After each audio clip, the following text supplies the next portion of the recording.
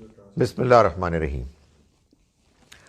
سورہ طور کی آیت نمبر 29 سے آج ہم کو شروع کرنا ہے۔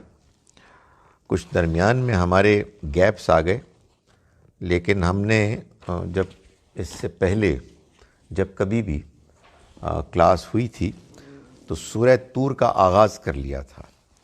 میں نے آپ کو یہ بتایا تھا کہ قرآن مجید کی بیشتر صورتوں کی طرح سورہ طور اور اس سے اگلی سورہ سورہ نجم، یہ دونوں بھی جوڑا صورتیں ہیں، یعنی ان دونوں کے مضامین ایک دوسرے سے بہت کچھ ملتے بھی ہیں، اور یہ ایک مضمون، بڑے مضمون کو ایسے بیان کرتے ہیں کہ جس میں ایک دوسرے کے اشتراک سے حقیقت، مضمون اور زیادہ واضح ہوتا ہے۔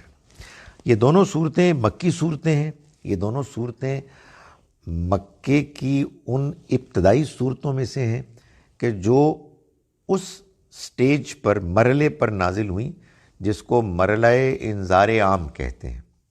میں یہ بات کئی مرتبہ بیان کر چکا کہ مکی دور کے 4 مراحل تھے اور مدنی دور کے 2 مراحل تھے۔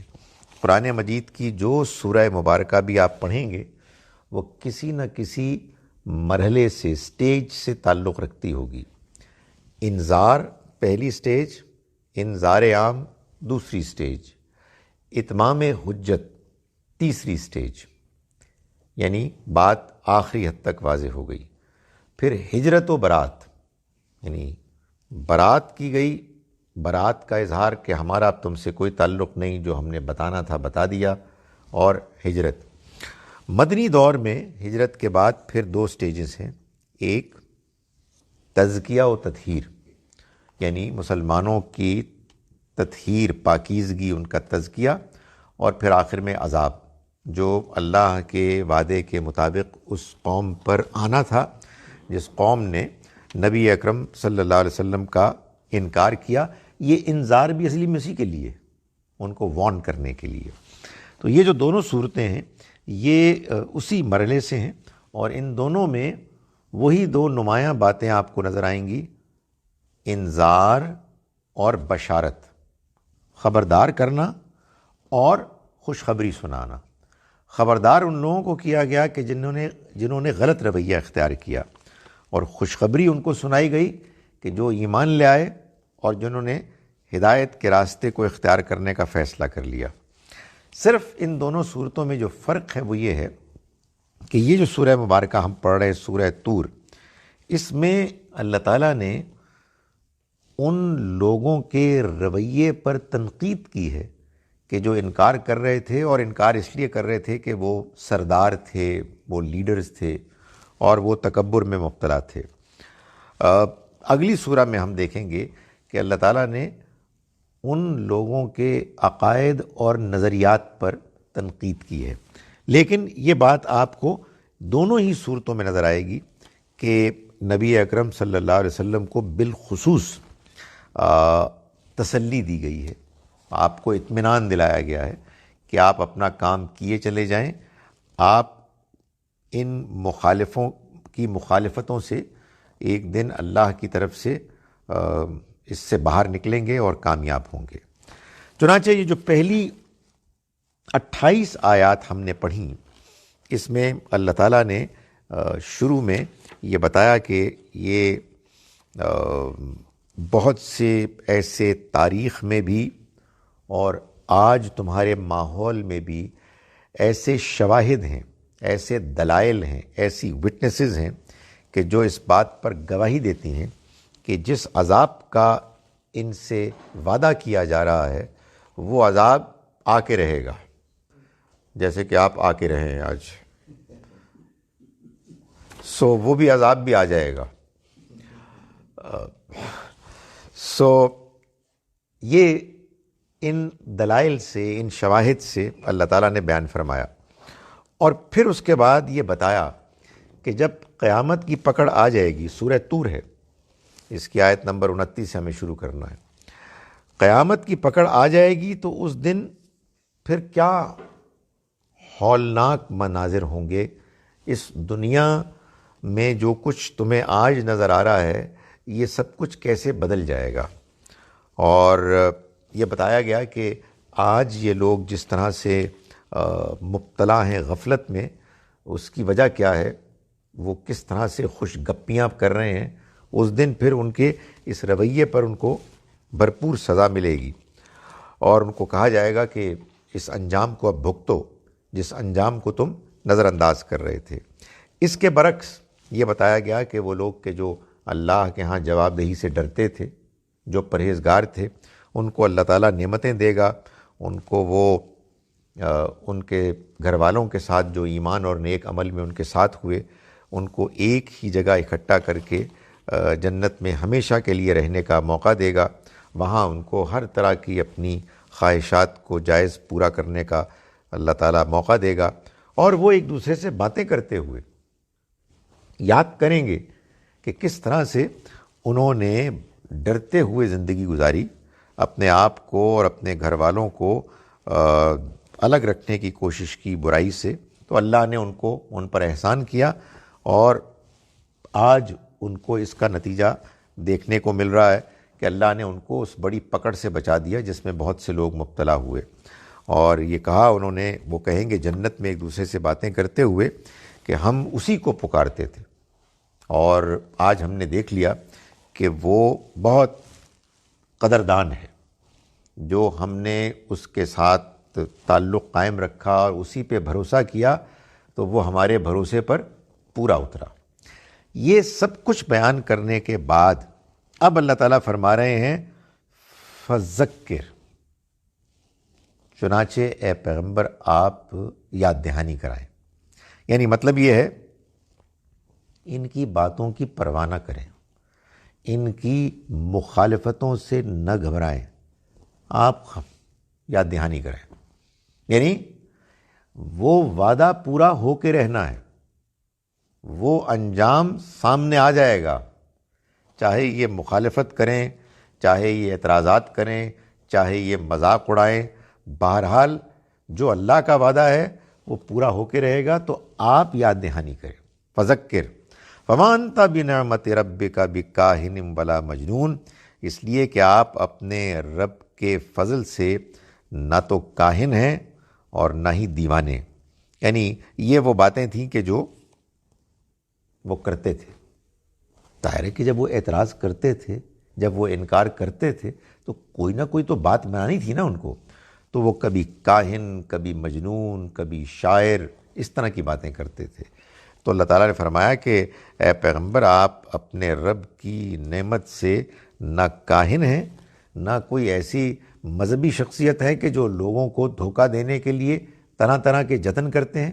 کاہن ایسے ہی لوگ ہوتے تھے، ان کے کچھ جنات سے تعلقات ہوتے تھے، کچھ وہ ڈرامہ بازی کرتے تھے، لوگوں کو متاثر کرنے کے لیے طرح طرح کی حرکتیں کرتے تھے، ایکٹنگ کرتے تھے، تو اللہ تعالیٰ نے فرمایا کہ اللہ کے فضل سے، اس کی نعمت سے آپ نہ کاہن ہیں اور نہ ہی آپ مجنون دیوانے ہیں۔ یعنی آپ تو سب سے زیادہ سمجھدار اور بات کو اس طرح سے سمجھنے اور بیان کرنے والے ہیں کہ جیسا سمجھنا اور بیان کرنا کسی کو بھی نصیب نہیں ہو سکتا۔ تو آپ ان کی باتوں کی پرواہ نہ کریں۔ ام یقولون شاعر نتربص بہ ریب المنون، تو کیا یہ کہتے ہیں کہ یہ کوئی شاعر ہیں، نتربص بہ ریب المنون، اور ہم منتظر ہیں گردش روزگار کے۔ یعنی مطلب یہ کہ ہم اس کے منتظر ہیں کہ ایک دن ان کا بھی ستارہ ڈوب جائے گا، یہ بھی اپنے انجام کو پہنچ جائیں گے۔ ظاہر ہے کہ قرآن مجید لوگوں کو متاثر کر رہا تھا، لوگ اس کلام کو سن کر اس کی طرف مائل ہو رہے تھے، اس کلام میں جو تاثیر تھی، جو زور تھا، اور پھر چونکہ یہ اللہ کا کلام تھا تو لوگوں کے دلوں میں اتر رہا تھا۔ ایک تو ہوتا ہے نا آپ امپریس ہوتے ہیں، امپریس ہونے کا مطلب یہ کہتا ہے یار بہت بڑا زبردست کلام ہے، ایک یہ کہ وہ آپ کے دل میں اتر رہا ہے، یعنی آپ یہ محسوس کر رہے ہیں کہ یہ تو گویا کہ میرے اپنے دل کی بات ہے۔ اس لیے کہ ظاہر ہے کہ اللہ کے ساتھ ہر انسان کا ایک فطری تعلق ہے، وہ تعلق انسان کو جب اللہ کے ساتھ رابطہ ٹوٹ جاتا ہے تو اس کو بے چین کرتا ہے۔ اللہ کا کلام ہم کو ہمارے رب سے جوڑتا ہے اور ایک اطمینان پیدا ہوتا ہے۔ تو یہ جب قرآن مجید اپنا کمال دکھا رہا تھا تو اس کے مخالفین بہت سے اعتراضات، الزامات کے علاوہ یہ بھی ایک اعتراض الزام لگاتے تھے کہ یہ شاعر ہیں، اور ہم ان کے اس عروج کے بعد ان کے زوال کا انتظار کر رہے ہیں۔ نتربصوا بہ ریب المنون، ہم منتظر ہیں گردش روزگار کے۔ قل، اے پیغمبر آپ کہہ دیجئے، تربصوا، تم انتظار کرو، انی معکم من المتربصین، میں بھی تمہارے ساتھ انتظار کر رہا ہوں۔ یعنی تم انتظار کر رہے ہو، میں بھی انتظار کر رہا ہوں۔ یہ بعض اوقات بعض لوگوں کی ایسی دھمکیاں ہوتی ہیں کہ معلوم ہوتا ہے کہ جیسے شور مچا کے وہ بازی جیت لیں گے۔ بھائی اگر آپ کے پاس کوئی دلیل ہے تو آپ پیش کریں، شور مچانے کی کیا ضرورت ہے؟ تو اگر کوئی یہ کہتا ہے جی کہ آپ دیکھ لیں گے، ہم انتظار کر رہے ہیں، اس کا جواب یہی کہ ہم بھی انتظار کر رہے ہیں۔ آپ کیا دیکھ لیں گے؟ بھائی کوئی آپ کے پاس کوئی دلیل ہے، آپ کے پاس کوئی بنیاد ہے، آپ کنونس کرنے کے لیے اپنے پاس کوئی آرگومنٹ، کوئی پریزنٹیشن رکھتے ہیں تو ہم سننے کے لیے تیار ہیں۔ محض دھونس، محض دھمکی، اس کی کیا بنیاد ہے؟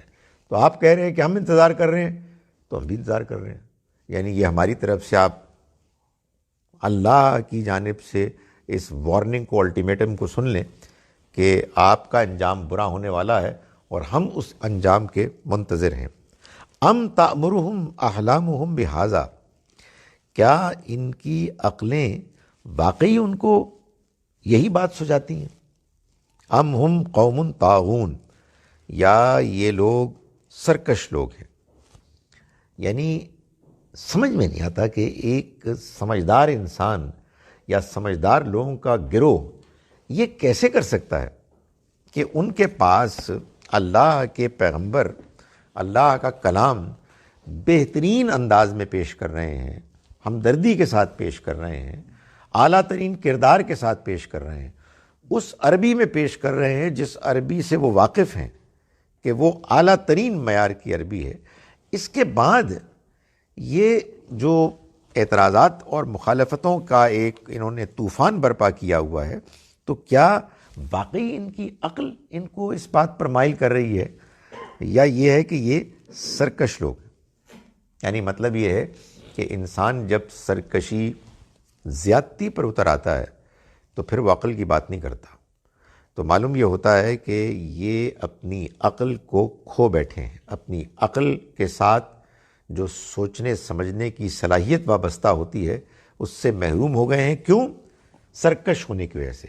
یعنی جب آپ زیادتی کرنے پر اتر آئیں تو آپ کتنے ہی ذہین کیوں نہ ہوں، آپ فضول باتیں کریں گے، آپ صحیح بات کرنے سے محروم ہو جائیں گے۔ کبھی اگر کوشش کرنی ہے تو غصہ کر کے کر لو تھوڑی دیر کے لیے۔ آدمی جب غصے میں ہوتا ہے پاگل ہوتا ہے، بالکل اس کی سینٹی ختم ہو جاتی ہے۔ اسی لیے گورا کہتا ہے یہ ٹیمپرری انسینٹی ہے، یعنی وقتی طور پر آدمی دیوانہ ہو جاتا ہے، اور جب تھوڑا سا پانی پی کے اس کو ذرا ہوش آتے ہیں تو اگر سمجھدار آدمی تو خود ہی کہتا ہے یار پاگل ہو گئے تھے، تو کیا کر رہے تھے۔ لیکن خیر وہ تو ہر انسان کے ساتھ یہ لگا ہوا ہے۔ جو جرم ہے وہ یہ ہے کہ آدمی مستقل لانگ ٹرم بیسس پہ وہ اسی دیوانگی میں مبتلا ہو۔ اصل میں یہ چیز ہے جو ورنگ چیز ہے، ورنہ تھوڑی بہت دیوانگی تو ہر آدمی کا حق ہے۔ کبھی کبھی غصہ آ جاتا ہے، کبھی کبھی کوئی آپ کی مرضی کے خلاف بات ہوتی ہے، آپ آؤٹ آف کنٹرول ہو جاتے ہیں۔ آخر بلڈ پریشر کو بھی تو ہائی ہونا ہے کہ نہیں ہونا۔ لیکن یہ لوگ تو معلوم ہوتا ہے کہ خم ٹھونک کر مستقل وہ پیچھے پڑے ہوئے تھے، اور صحیح بات کو اگنور کرنے کے لیے معلوم ہوتا ہے کہ انہوں نے فیصلہ کر لیا تھا۔ تو فرمایا کہ ام یقولون تقبلا، کیا یہ کہتے ہیں کہ انہوں نے اس کو گڑھ لیا، یعنی اس قرآن کو خود سے گڑھ لیا؟ کیا واقعی یہ کہہ رہے ہیں؟ بل لا یؤمنون، نہیں ایسا نہیں ہے، یہ بات سوچ سمجھ کے نہیں کہہ رہے، بلکہ لا یؤمنون، یہ ماننا نہیں چاہتے۔ ان کے اندر ماننے کے لیے امکان ہی ختم ہو گیا ہے، یہ ضد میں مبتلا ہو گئے ہیں، یہ اس چیز کا اعتراف کرنے کے لیے تیار نہیں ہیں کہ ان کی بستی کے ایک ایسے شخص پر اللہ کی مہربانی ہوئی ہے جو ان سے معاشی طور پر اور سیاسی طور پر کمتر ہیں۔ ان کا اصل میں یہ مسئلہ تھا، لیڈر تو ہم ہیں، بڑے تو ہم ہیں، تو پھر ان کے اوپر وحی کیوں نازل ہوئی؟ تو فرمایا بل لا یؤمنون، ایسا نہیں ہے کہ یہ اس بات پر کنونسڈ ہیں کہ یہ کلام انہوں نے خود سے گڑھ کر اللہ کی طرف منسوب کیا ہے، یہ جانتے ہیں کہ ایسا نہیں ہے، بلکہ اصل بات کیا ہے، یہ ماننے کے لیے تیار نہیں ہے۔ فَلْيَأْتُوا بِحَدِيثٍ مِثْلِهِ إِن كَانُوا صَادِقِينَ، تو پھر لے آئیں کوئی کلام اسی طرح کا اگر واقعی وہ سچے ہیں، یعنی اگر ان کا یہ خیال ہے کہ یہ کلام اللہ کا کلام نہیں ہے بلکہ ان کا اپنا کلام ہے، تو یہ تو کوئی مشکل مسئلہ ہی نہیں ہے۔ ان کے پاس کتنے شاعر، کتنے خطیب موجود ہیں جن کی شاعری اور خطابت پر ایک دنیا سر دھنتی ہے۔ ان کو تو 40 برس کی عمر تک کوئی ایک شعر پیش کرنے کا بھی موقع نہیں ہوا، ان کے ہاں تو سرے سے دلچسپی نہیں تھی، اور یہاں معلوم ہے کہ کمالات رکھنے والے شعراء اور ادیب خطیب ان کے ہاں موجود تھے۔ تو اگر ان کا یہ خیال ہے کہ یہ کلام خود سے انہوں نے گڑھ کر پیش کیا ہے، تو لے آئیں پھر اس جیسا کوئی کلام، اگر یہ واقعی سچے ہیں، یعنی اس بات میں سچے ہیں کہ یہ اللہ کا کلام نہیں ہے، یہ ان کا اپنا گھڑا ہوا کلام ہے، تو کوئی ایسا کلام قرآن کی طرح کا بنا کے لے آئیں جو اسی شان کا ہو، جس میں خیال میں کبھی کوئی تضادی نہ ہو، جس میں پیش کرنے والے کے اپنے جذبات، اپنے حالات کی کوئی ریفلیکشن ہی نہ ہو، جس کو پڑھ کر انسان یہ محسوس کرے کہ اس کا تعلق اللہ سے بن رہا ہے۔ جو کلام انسان کو دلائل کے ساتھ اللہ اور آخرت کی دعوت دے رہا ہے، ایسا کوئی کلام لے آئیں تو ہم مان لیں گے کہ انہوں نے اپنی طرف سے گڑھا ہوا ہے۔ ام خلقوا من غیر شیء ام هم الخالقون، کیا یہ بغیر کسی کے خالق کے خود پیدا ہو گئے آپ سے آپ، یا ام هم الخالقون، یا آپ ہی اپنے خالق ہیں؟ یعنی کیا ان کا کوئی بنانے والا نہیں ہے؟ مطلب یہ ہے کہ یہ آخرت کو نہیں مانتے، تو پھر اس کا مطلب یہ ہے کہ ان کا یہ خیال ہے کہ یہ خود سے پیدا ہو گئے ہیں، کوئی پیدا کرنے والا نہیں ہے۔ جس نے پیدا کیا ہے کسی مقصد کے تحت، معلوم ہوتا ہے کہ خود بخود پیدا ہو گئے۔ ام خلقوا السماوات والارض، اور کیا انہوں نے آسمانوں اور زمین کو پیدا کیا ہے؟ یوقنون، نہیں، یہ ایسا نہیں ہے، بلکہ یہ یقین نہیں رکھتے۔ کہنے کا مقصد یہ ہے کہ یہ لوگ اصل میں بے یقینی کی کیفیت میں مبتلا، ان کا یہ مرض ہے، ورنہ حقیقت واقعہ یہ ہے کہ ہر وہ انسان کے جو سمجھدار ہے وہ یہ جانتا ہے کہ یہ کائنات ایک خالق نے پیدا کی ہے، کہ جو پروردگار ہر چیز پر قدرت رکھتا ہے، اس نے ہم کو سہولتیں فراہم کی ہیں، اس نے ہم کو رزق فراہم کیا ہے، اس نے ہم کو عقل دی ہے، اس نے ہم کو وسائل دیے ہیں۔ یہ کیسے ہو سکتا ہے کہ یہ سب کچھ دینے کے بعد اس نے ہمیں آزادی دی ہو اور ہم سے پوچھے ہی نہ کہ ہم نے کیا کیا؟ اس کے گھر میں بیٹھ کے لوگ دھاندلی کر رہے ہوں، وہ قدرت رکھتا ہو اور کبھی سوال ہی نہ کرے کہ آپ یہ کیا کر رہے ہیں۔ اچھا، دھاندلی اس کے خلاف ہو تو چلیں، وہ اس کو اگنور بھی کر دے، اس کے بنائے ہوئے دوسرے بندوں کے خلاف، مخلوقات کے خلاف لوگ زیادتیاں کرتے ہیں اور وہ اس میں پوچھ گچھ ہی نہ کرے، یہ کیسے ہو سکتا ہے؟ تو یا تو یہ کہہ رہے ہیں کہ یہ خود بخود بن گئے ہیں، یا یہ کہہ رہے ہیں کہ یہ خود اپنے خالق ہیں۔ اگر ایسا نہیں ہے، بلکہ حقیقت یہ ہے کہ وہی ایک خدا ہے کہ جس نے ان سب کو پیدا کیا ہے، تو بھلا یہ کیسے ممکن ہے کہ وہ پیدا کرنے کے بعد اس دنیا میں، جس میں اس نے انسانوں کو کیا کچھ نہیں دیا،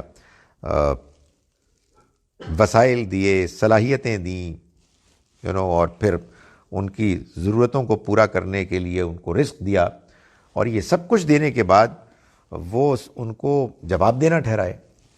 نہیں، اصل میں بات یہ ہے کہ یہ ماننے کے لیے تیار نہیں ہے، ورنہ یہ کائنات تو ایک کھلی کتاب ہے، اس کتاب میں دلائل کے انبار بکھرے ہوئے ہیں. اگر کوئی دیکھنے والی آنکھ ہو، اگر کوئی سوچنے والا ذہن ہو. ام عندہم خزائن ربک ام ہم المسیطرون، کیا تمہارے رب کے خزانے ان کے پاس ہیں، یا یہ وہ ہیں کہ جن کے پاس اتھارٹی ہے، جن کا حکم چلتا ہے. یعنی اصل میں مسئلہ یہ ہوا ہے کہ یہ اکڑ رہے ہیں. ان کی اس تکبر غرور کی وجہ سے یہ بات کو ماننے کے لیے تیار نہیں. جب آدمی غرور میں مبتلا ہوتا ہے تو پھر وہ کسی کی بات نہیں سنتا. اس کے آگے اس کا تکبر ایک غبار، ایک پردہ بن جاتا ہے اور وہ آگے دیکھنے کی صلاحیت سے محروم ہو جاتا ہے. تو اللہ تعالیٰ یہ پوچھ رہے ہیں کہ یہ ان کی اکڑ جو ہے اس کی وجہ کیا ہے؟ کیا ان کے پاس ان کے رب کے خزانے ہیں، یا یہ وہ ہیں کہ جو اس دنیا کو چلا رہے ہیں، جن کے پاس اتھارٹی ہے؟ مسیطرون. ام لہم سلم یستمعون فی، یا پھر ان کے پاس کوئی سیڑھی ہے جس پر یہ چڑھتے ہیں. یہ قرآن سے معلوم ہوتا ہے آسمانوں پر چڑھتے ہیں. ان کے پاس آسمانوں سے غیب کی خبریں لانے کا کوئی انتظام بندوبست ہے. فرمایا فلیاتی مستمعہم بسلطان مبین. تو پھر اگر ایسا ہے تو یہ جہاں اوپر چڑھ کے گئے ہیں اور جو سن کے آئے ہیں تو کوئی واضح دلیل لے کے آ جائیں. کیا ان کو جب وارن کیا جا رہا ہے تو ان کو پہلے سے کوئی اطلاع ہے کہ یہ کامیاب ہو جائیں گے، اور ان کے پاس کوئی سیڑھی ہے کہ جو آسمانوں پر چڑھ کے انہوں نے دیکھ لیا ہے کہ ان کے لیے کامیابی کے پروانے لکھ دیے گئے ہیں؟ اگر ایسا ہے تو فلیاتی مستمعہم بسلطان مبین. تو ایسا ہے تو پھر ان میں سے جو بھی سننے والا ہے وہ کوئی واضح دلیل لے کر آئے. فرمایا ام لہ البنات ولکم البنون، کیا ان کے لیے بیٹیاں اور اس کے لیے بیٹیاں اور تمہارے لیے بیٹے. یعنی یہ ذرا اپنے نظریات کو تو دیکھیں. یعنی یہ مکے کے مشرک جو تھے، ان کا نظریہ یہ تھا کہ وہ فرشتوں کو اللہ کی بیٹیاں قرار دیا انہوں نے.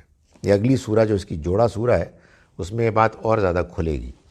اور وہ یہ سمجھتے تھے کہ یہ جو کائنات، یہ جو دنیا ہے، بنایا تو اللہ نے، اس میں بھی کوئی شک نہیں کہ وہ ایک ہے، وہی خالق ہے، وہی مالک ہے. لیکن بہرحال اس کے بیٹے بیٹیاں ہیں، اس کے دنیا کو چلانے کے لیے اس کے اسسٹنٹس ہیں، اس کے منسٹرز ہیں جو اس کی مدد کرتے ہیں، اس کے سپہ سالار ہیں جو اس کے لیے کام کرتے ہیں، کوئی مہموں پہ جاتے ہیں. اکیلا بیٹھ کے تو نہیں بادشاہ کا خود سے کام کر سکتا. تو انہوں نے یہ ایک اپنی طرف سے تصور قائم کیا کہ اس کی لاڈلی بیٹیاں ہیں فرشتے. انہوں نے ان کے بت بنائے، ان کے سمبلز کے طور پر ان کو پوجا، اور اپنے طور پر یہ تصور کیا کہ یہ ہمارے کام آتے ہیں. کوئی دولت دیتی ہے تو کوئی عزت دیتی ہے تو کوئی اولاد دیتی ہے، وغیرہ وغیرہ، اور یہ آخرت میں کام آئیں گے ہمارے. ہم ان کو پوجیں گے تو یہ اللہ سے ہماری سفارش کریں گے. یہی وجہ ہے کہ قرآن مجید نے کہا کہ اس دن یہ ہوگا کہ یوم یقوم الروح والملائکۃ صفاً، جس دن جبریل امین بھی اور تمام فرشتے کھڑے ہوں گے. لا یتکلمون، کوئی بات نہیں کر سکے گا. یعنی آپ کہہ رہے ہیں لاڈ پیار میں اللہ تعالیٰ سے کہیں گے انہیں چھڑا دیں، کوئی بات نہیں کر سکے گا. الا من اذن لہ الرحمن، سوائے اس کے کہ جس کو رحمان اجازت دے گا. وقال صوابا، اور وہ بات بھی ٹھیک کرے گا. سو یہ بات اللہ تعالیٰ نے ان کو کہی اور آپ کو بھی کہی، ہم کو بھی کہی، کیونکہ ہم بھی عقیدہ رکھتے ہیں کہ فرشتے اللہ کی بیٹیاں تو نہیں ہیں، لیکن اللہ کے پیغمبر بہت قریب ہیں اللہ کے، تو ہماری سفارش کریں گے. نہیں، کوئی بات نہیں کر سکے گا سوائے اس کے کہ جس کو رحمان اجازت دے گا، اور وہ بات بھی ٹھیک کرے گا. یعنی ایسا نہیں ہوگا کہ خدا کا فیصلہ کچھ اور ہوگا اور وہ کہیں گے جی یہ فیصلہ تو بیسڈ ہے آپ کی information per, I am telling you یہ انفارمیشن انکمپلیٹ ہے، میں آپ کو بتاتا ہوں. نہیں، قرآن کہتا ہے کہ اللہ کا علم مکمل ہے. من ذا الذی یشفع عندہ الا باذنہ یعلم ما بین ایدیہم وما خلفہم. اسی لیے کہا کہ خدا کی انفارمیشن کمپلیٹ ہے. کون سفارش کر سکتا ہے اس کے ہاں اس کی مرضی کے بغیر؟ وہ جانتا ہے جو کچھ بھی ان کے آگے اور جو کچھ بھی ان کے پیچھے. تو یہاں یہ فرمایا کہ کیا ان کے لیے بیٹی، اس کے لیے بیٹیاں اور اپنے لیے بیٹے. یعنی جب ان کی باری آتی ہے چوائس کی تو کہتے ہیں ہمیں بیٹے چاہیے، اور اللہ نے انہوں نے بیٹیاں تجویز کی. تو اللہ تعالیٰ ان سے ادھر بھی اور آگے بھی مذاق کر رہا ہے کہ یہ تم نے میرے ساتھ کیا کیا ہے، اپنی چوائس تمہاری کچھ اور ہے اور میرے لیے تم نے کچھ اور چوائس رکھی ہے. ام تسألہم اجرا فہم من مغرم مثقلون. تو کیا تم ان سے کوئی اجر مانگتے ہو کہ یہ اس کے بوجھ تلے دبے جا رہے ہیں؟ یعنی مطلب یہ ہے کہ آپ نے ان کا بگاڑا کیا ہے، آپ ان کو بھلا کیا کہہ رہے ہیں جس کی وجہ سے یہ بدک کر بھاگ رہے ہیں. قرآن مجید سے یہ معلوم ہوتا ہے کہ یہ جو انسان بگڑ جاتا ہے جس کے اندر گمراہی پیدا ہو جاتی ہے اور وہ گمراہی انسان کو دور لے جاتی ہے، پھر وہ بات سننے کے لیے بھی تیار نہیں ہوتا. یہ عجیب بات ہے کہ اللہ تعالیٰ یہ کہتے ہیں کہ اگر بندہ بات سننے لگے نا تو مسئلہ حل ہو جائے گا. اصل جو شیطان کا وار ہوتا ہے وہ کان پر ہوتا ہے. یو ڈونٹ ہیئر، بات اندر ہی نہیں جاتی. آپ بات کر کے دیکھیں، بات سنیں گے ہی نہیں. اسی کو کہتے ہیں اعراض. ابھی ہم نے پڑھا اعراض کرتے ہیں، یعنی وہ پہلے اس خدشے پر کہ یار یہ بات اللہ کی، آخرت کی، دین کی، اصلاح کی کر رہا ہے، نہیں میں نے نہیں سننا، کان بند کر دیں گے. یعنی میں نے دیکھے چہرے دیکھے ہیں جو آپ کو دیکھ رہے ہوتے ہیں but they not listening to you, اس لیے کہ انہیں یہ معلوم ہے کہ مجھے یہ بات نہیں سننی، آئی ایم ناٹ انٹرسٹڈ. تو یہاں اللہ تعالیٰ نے فرمایا کہ ام تسألہم اجرا، کیا آپ ان سے کوئی اجرت مانگ رہے ہیں؟ فہم من مغرم مثقلون، کہ وہ اس کے بوجھ تلے دبے جا رہے ہیں کہ یار اس کی بات نہ سنو، یہ تو پھر پیسے دینے پڑیں گے. تمہارے بھلے کی بات کر رہے ہیں، تم سے تمہاری زبان میں نرمی کے ساتھ بات کر رہے ہیں، تو پھر اس طرح سے مخالفت اور بدکنے کی کیا ضرورت ہے؟ ام عندہم الغیب فہم یکتبون. تو کیا ان کے پاس غیب ہے، غیب کا علم ہے، سو یہ خود ہی لکھ رہے ہیں، اور ان کا خیال یہ ہے کہ ان کو کسی کی ضرورت نہیں ہے. پیغمبر تو ان کو ہدایت دینے کے لیے آئے، اللہ کا راستہ دکھانے کے لیے آئے ہیں. تو کیا ان کے پاس خود سے غیب ہے کہ جس کو وہ لکھ رہے ہیں اور اس کے بعد وہ خود کفیل ہیں، ان کو کسی اور کی ضرورت نہیں؟ فرمایا ام یریدون کیدا، کیا یہ کوئی چال چلنا چاہتے ہیں؟ فالذین کفروا هم المکیدون، تو جنہوں نے کفر کیا چال تو انہی پر الٹی پڑے گی. یعنی مطلب یہ ہے کہ اگر انکار کرنے والوں نے کوئی چال چلی تو یہ جان لیں کہ یہ چال خود ان کے خلاف ان پر پڑے گی. یہ خدا کا طریقہ ہے. یعنی آپ پلاننگ بھی کرتے ہیں، اگر آپ اچھی نیت رکھتے ہیں کسی کام کے لیے، آپ کوئی اسکیم بناتے ہیں تو اس میں کوئی حرج نہیں. لیکن اگر آپ کو یہ بات معلوم ہے کہ سچائی میرے پاس نہیں ہے، سچائی کہیں اور ہے، اور آپ اس کو دبانے کے لیے کوئی اسکیم بنا رہے ہیں، کوئی پلان بنا رہے ہیں، تو پھر یہ اچھی طرح سے جان لیں کہ یہ اصل میں اسکیم آپ کے خلاف الٹی پڑے گی.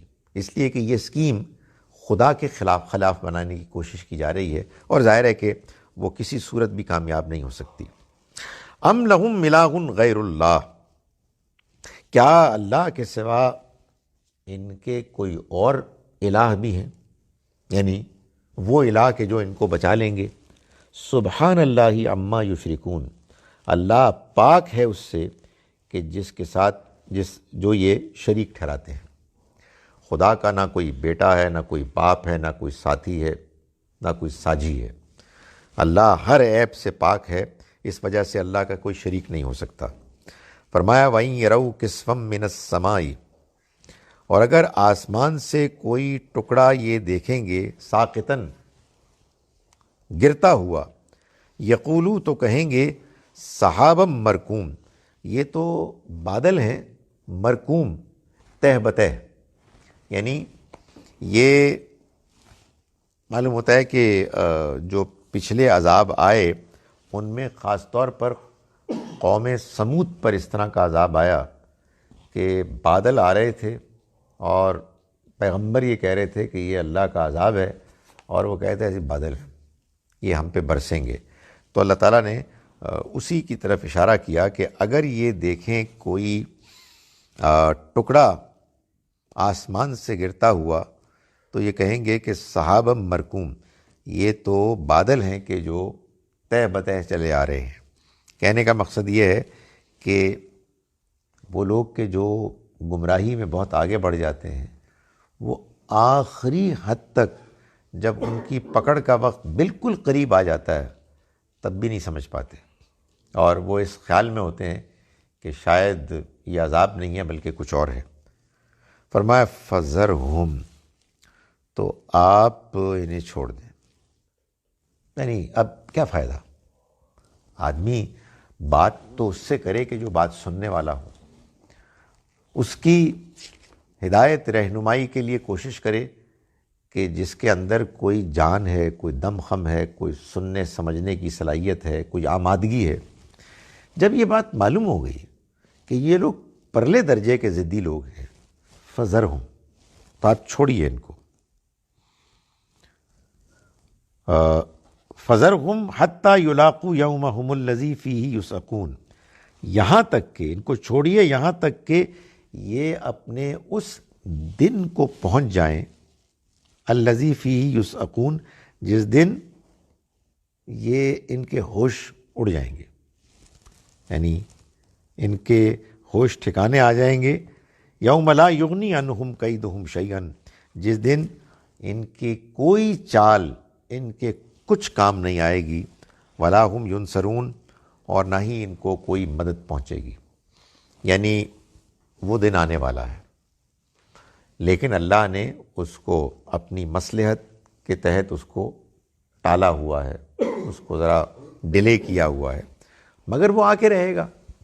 تو آپ اس سے پریشان نہ ہوں کہ جو کچھ یہ کہہ رہے ہیں، یہ جو کچھ کہہ رہے ہیں، جو کچھ کر رہے ہیں، اس کے نتیجے میں ان کا انجام ان کے خلاف اور زیادہ سخت ہوتا چلا جا رہا ہے۔ یہ اپنے خلاف خود اور مزید گواہی مضبوط کر رہے ہیں، چھوڑیں ان کو۔ یوم لا یغنی عنہم کیدہم شیئا، جس دن ان کے کوئی چال ان کے کام نہیں آئے گی، ولا ہم ینصرون، اور نہ ہی ان کی مدد کی جائے گی۔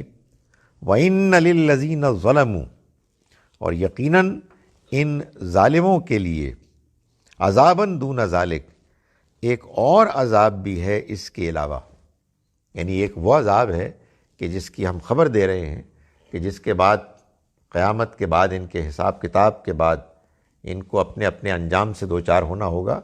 وہ عذاب تو آئے گا، لیکن اس سے پہلے بھی ایک عذاب ہے جو اس دنیا میں آئے گا۔ فرمایا وَإِنَّ لِلَّذِينَ ظَلَمُوا عَذَابًا دُونَ ذَلِكَ، اور یقیناً وہ لوگ کہ جنہوں نے ظلم کیا ان کے لیے عذاب ہے اس کے علاوہ بھی۔ وَلَٰكِنَّ أَكْثَرَهُمْ لَا يَعْلَمُونَ، مگر ان میں سے اکثر لوگ نہیں جانتے، یعنی وہ نہ جانتے ہیں نہ جاننے کے لیے تیار ہیں۔ اس کی وجہ یہ ہے کہ ان کے ہاں رویے کی ایک ایسی خرابی ہے جو ان کو روک رہی ہے۔ وَاصْبِرْ لِحُكْمِ رَبِّكَ، اور آپ صبر کیجئے اپنے رب کے حکم کے انتظار کے ساتھ، یعنی آپ اپنا کام کیے چلے جائیں۔ صبر یعنی ثابت قدم رہیں، پرسیویئر کریں، مخالفتوں، تمسخر، مذاق وغیرہ کے باوجود آپ اپنے کام کو مستقل مزاجی کے ساتھ کیے چلے جائیں، اور لحکم ربک، انتظار کریں اپنے رب کے حکم کا، یعنی مطلب یہ ہے کہ آپ کے رب کا یہ فیصلہ تو بہرحال ہونا ہی ہے کہ آپ کے یہ مخالف اسی دنیا میں اللہ کی پکڑ میں آ جائیں گے اگر انہوں نے اپنا رویہ درست نہیں کیا۔ آپ مگر اس سے نہ گھبرائیں، آپ اپنا کام کریں اور صبر کے ساتھ آپ اپنے رب کے حکم کا انتظار کریں۔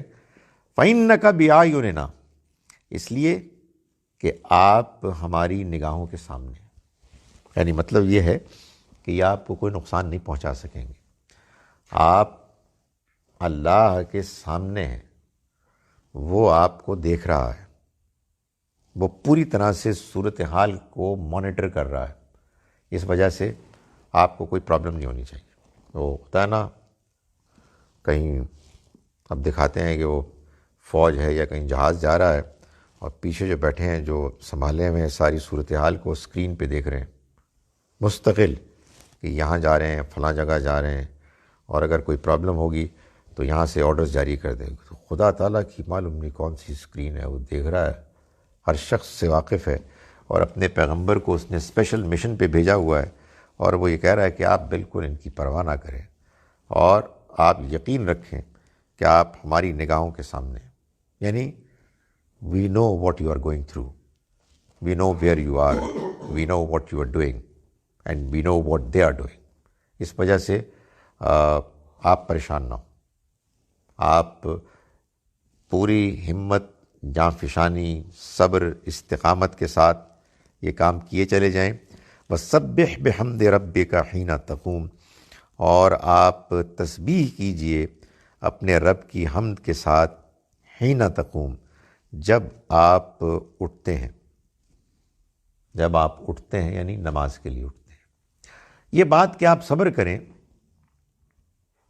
یہ تو ایک جملہ ہے نا، جیسے آپ کسی کو کہیں کہ آپ نیک بن جائیں، تو اس جملے سے تو کوئی بھی نیک نہیں بنے گا۔ کیسے صبر کیسے کریں؟ یعنی صبر کے لیے کوئی بنیاد ہونی چاہیے۔ صبر کی بنیاد یہاں بتائی گئی نماز۔ آپ خدا کے آگے جھک جائیں، اس کے آگے سجدہ ریز ہوں، آپ اپنی جو بھی پریشانیاں ہیں ان کا اظہار اس کے سامنے کریں، آپ اس کو بتائیں کہ یہ میرے ساتھ یہ حالات ہیں، اس کی حمد کریں، اس کی تسبیح کریں۔ اس سے کیا ہوگا؟ اس سے آپ کا تعلق اللہ کے ساتھ بنے گا، دلی تعلق۔ اس سے کیا ہوگا؟ اس سے آپ کے اندر اعتماد پیدا ہوگا۔ یعنی اصل میں ہم پریشان ہوتے ہیں اس لیے کہ ہم کمزور ہیں، حالات ہمارے مقابلے میں کہیں زیادہ مشکل، بھاری ہیں، ہم جانتے ہیں ہمارے لیے ان کو کنٹرول کرنا ممکن نہیں ہے، تو ہم کیسے ان کو برداشت کریں، کیسے صبر کریں؟ اس کا طریقہ اس کے سوا کچھ نہیں کہ اللہ کے ساتھ تعلق قائم کریں۔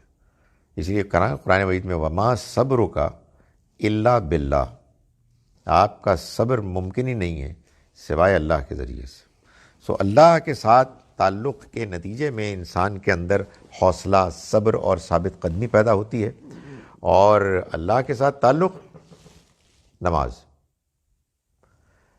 رکوع، سجدہ، دعا، اس کے ذریعے سے انسان اللہ سے مانگتا ہے، اور جب سجدے سے اٹھتا ہے، سلام پھیرتا ہے، تو ٹارزن بن کے اٹھتا ہے، ایک طاقت پیدا ہو جاتی ہے، بندہ کہتا ہے کمال ہو گیا جی، الحمدللہ، انشاءاللہ اب ہم دیکھ لیں۔ کوئی فخر غرور نہیں، ہمبل طریقے سے خدا کا ایک بندہ، عاجز بندہ ہے، اللہ سے مانگتا ہے اور اللہ تعالیٰ اس کو ہمت دیتا ہے۔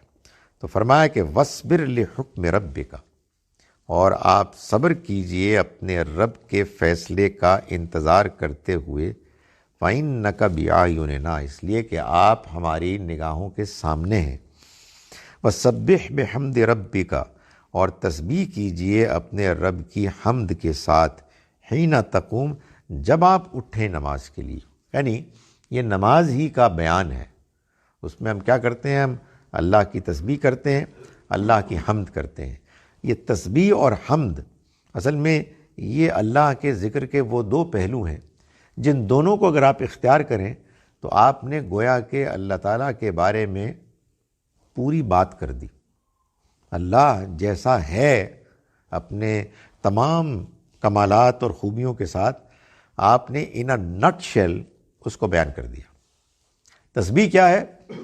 اللہ کو ہر عیب سے پاک ماننا، اس کے اندر کوئی خامی نہیں، اس کے اندر کوئی کمزوری نہیں. یہ ہے تسبیح. اور حمد کیا ہے؟ اس کے اندر ساری خوبیاں ہیں، اعلیٰ ترین خوبیاں اور صفات اللہ کی ہیں. وہی ہے کہ جو تعریف کے لائق ہے. تو جب آپ یہ دونوں کام کر دیتے ہیں تو آپ نے جس کو کہتے ہیں نا ان اے نٹ شیل، اختصار کے ساتھ آپ نے پوری بات کر دی، آپ نے دریا کو کوزے میں بند کر دیا. باقی ظاہر ہے کہ اس کے تفصیلات ہیں، وہ تفصیلات بھی جب ہم بولتے ہیں، اسپیل آؤٹ کرتے ہیں، تو اس کا اثر ہم پر ہوتا ہے. حسب موقع کبھی آپ کو اللہ کی حکمت کی ضرورت ہوتی ہے کہ آپ اس کی طرف مائل ہوں، کبھی اس کے علم کی، کبھی اس کی قدرت کی، کبھی اس کی رحمت کی. سو اللہ تعالیٰ کے یہ مختلف صفات ہیں جو در حقیقت اس دنیا کو، اس کائنات کو چلا رہے ہیں. انہی کی بیسس پر یہ آپ سمجھیں کہ یہ اس کی پالیسیز ہیں. سو آپ اللہ کے ان صفات کے ذریعے سے اس کو یاد کریں اور اس کے ساتھ کنیکٹ ہو جائیں. فرمایا وَمِنَ اللَّيْلِ فَسَبِّحْهُ، اور آپ رات میں بھی اس کی تسبیح کریں. یعنی یہ اب خاص طور پر دن کی ساری دن اور شام کی نمازوں کے بعد یہ رات کی نماز یعنی جو تہجد کی نماز ہے اس کے بارے میں کہا گیا کہ اس میں بھی آپ اس کی تسبیح کیجئے. وَإِدْبَارَ السُّجُودِ، اور اس وقت بھی کہ جب ستارے پلٹنے لگیں، غائب ہونے لگیں. یعنی پورا دن سے لے کے رات تک کے جو اوقات ہیں ان کو بیان کر دیا گیا کہ اس میں اللہ کو یاد کرنا ہے.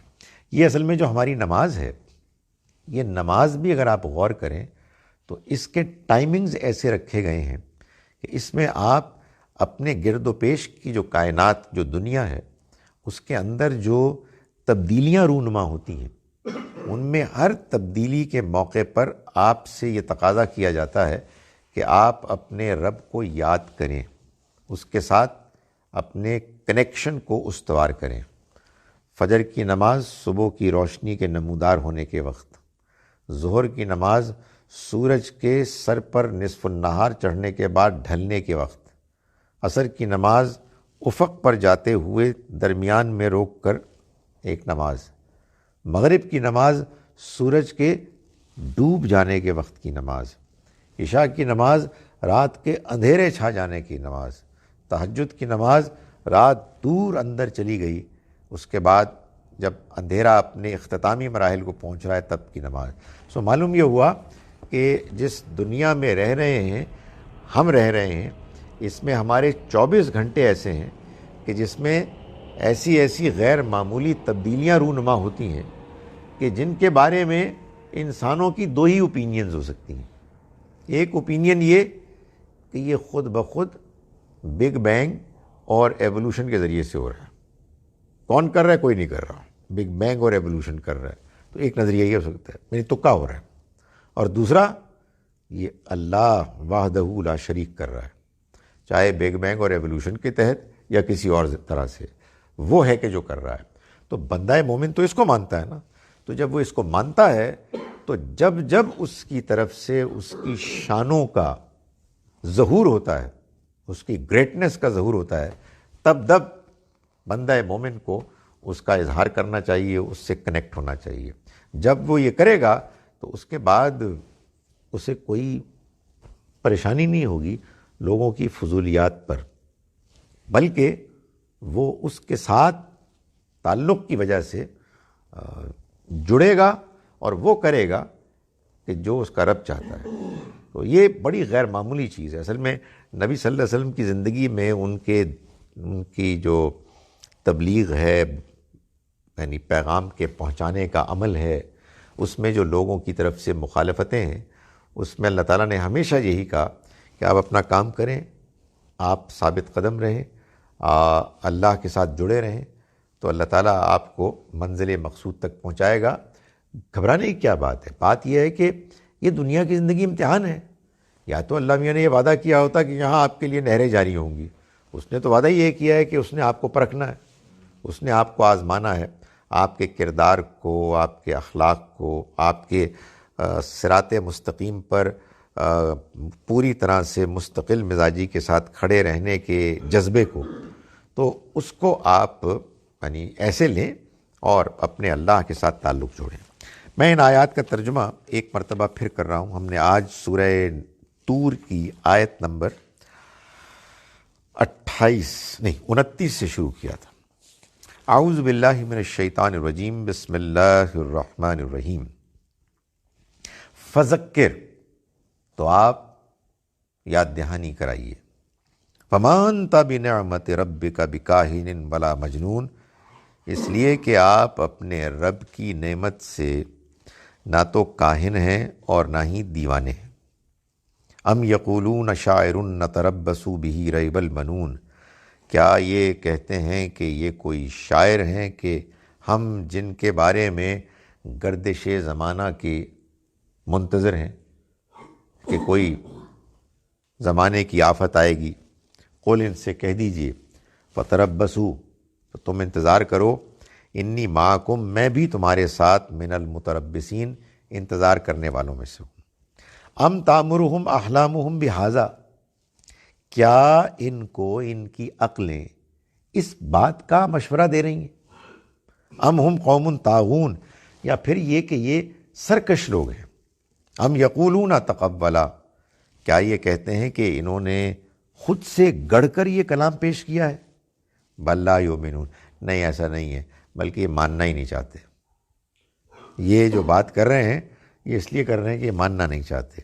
فَلْيَأْتُوا بِحَدِيثٍ مِثْلِهِ، تو بھائی اگر ایسا ہے تو لے آئیں یہ کوئی کلام اس جیسا، ان کانوا صادقین، اگر یہ واقعی سچے ہیں۔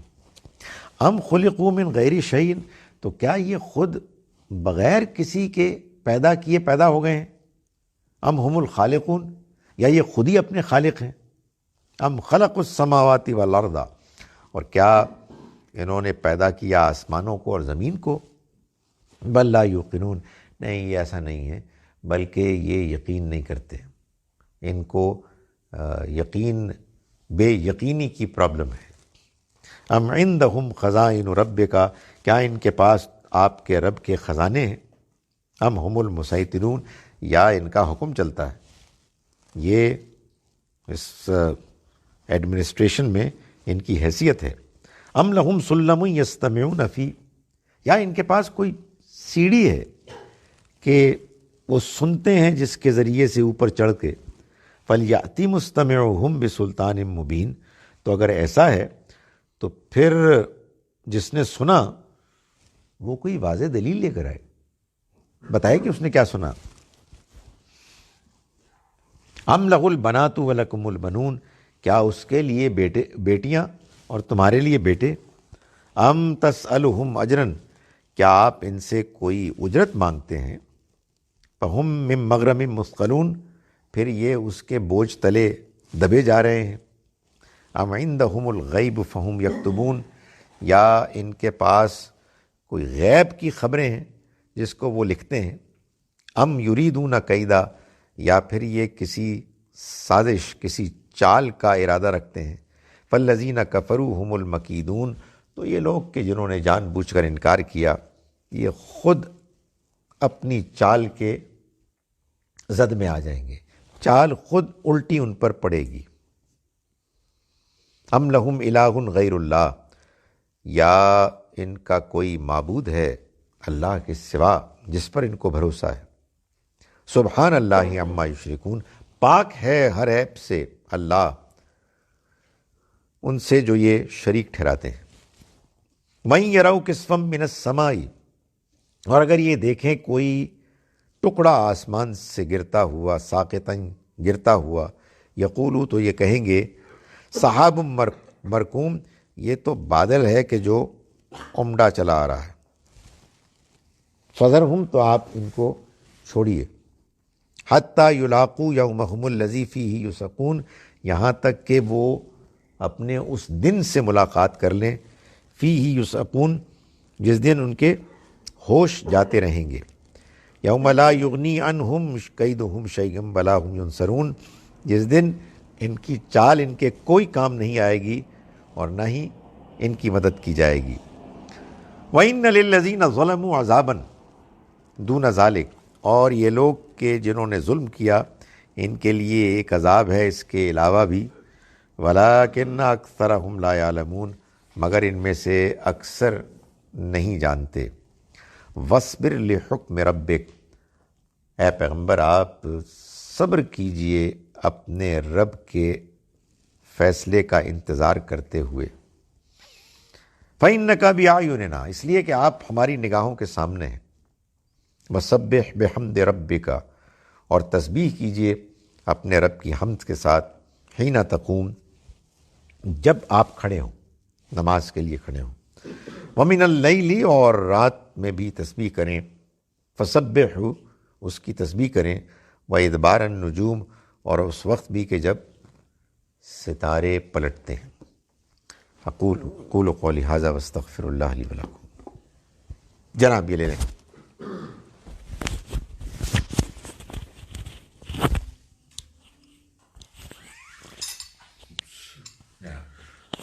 جی میرے دو سوال ہیں۔ ایک تو یہ کہ جو اس صورت میں جو آیا ڈیلیگیشن آف اتھارٹی کا کیا کانسیپٹ ہے، کہ وہ جو لات منات عزا کا تو وہ سوچتے تھے، بٹ ان ایکچوئل فیکٹ جو ان کا کانسیپٹ تھا، جو نظام چل رہا ہے یا جو کوئی چلا رہا ہے، تو اس میں کوئی کانسیپٹ ہے ڈیلیگیشن آف اتھارٹی کا؟ اور دوسرا جو سوال یہ ہے کہ جو صبح صادق ہے، جو کہ اس میں آیا کہ جی جب روشنی صبح ہوتی ہے تو فجر کی نماز کا ٹائم ہوتا ہے، تو ایک ٹرم ہے نوٹیکل ٹوائلائٹ، تو اس کا کیا کانسیپٹ ہے؟ کہ وہ جو اس میں جو کہتے ہیں کہ صبح صادق جو ہے وہ nautical twilight is probably 1 hour before یہ جو فرسٹ لائٹ ہوتی ہے۔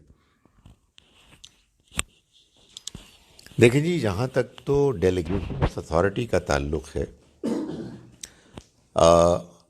ہمارے دین میں جو بات ہمیں بتائی گئی ہے وہ یہ ہے کہ اللہ نے اپنے کاموں کو نافذ کرنے کے لیے فرشتوں کو مامور کیا ہے، مگر فرشتوں کا اللہ کے ساتھ ایسا تعلق، کانٹیکٹ ہے کہ فرشتے اللہ کی بات کو کبھی بھی نظر انداز نہیں کرتے۔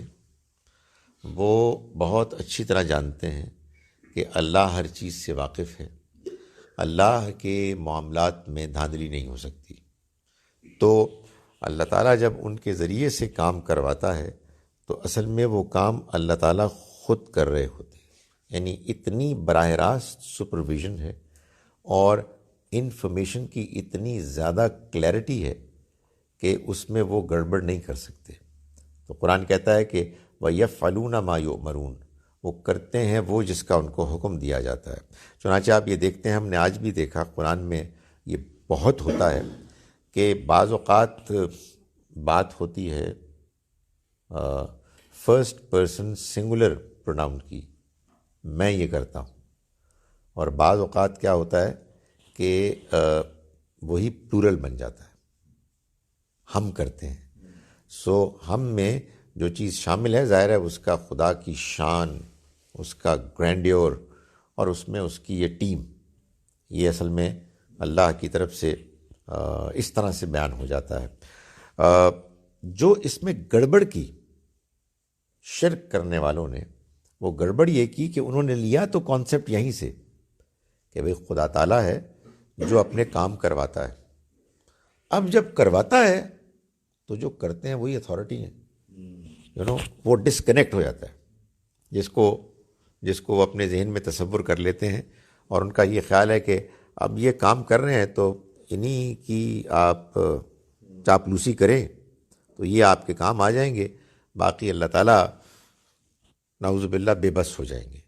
تو اللہ تعالیٰ نے فرمایا کہ نہیں، ایسی کوئی بات نہیں ہے، ہم براہ راست تم کو دیکھتے ہیں، ہماری قدرت سے کوئی چیز دور نہیں ہے، ہم ہر چیز پر قدرت رکھتے ہیں، اور یہ ہمارے فرشتے جو ہمارے کارندے ہیں، یہ ہمارے کام کرتے ہیں عین ہمارے حکم کے مطابق، اس میں سرے منہ انحراف نہیں ہوتا۔